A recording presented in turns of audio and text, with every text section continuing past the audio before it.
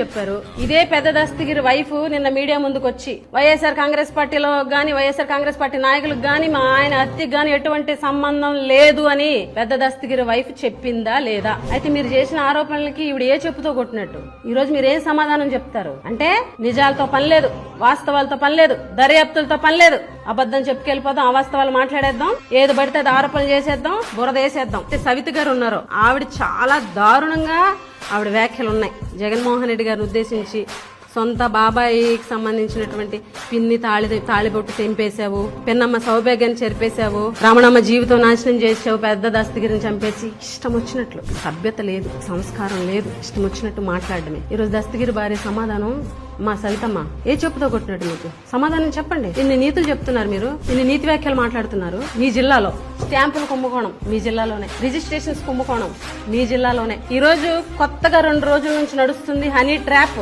మీ జిల్లాలోనే. ఆదరణ పథకం ద్వారా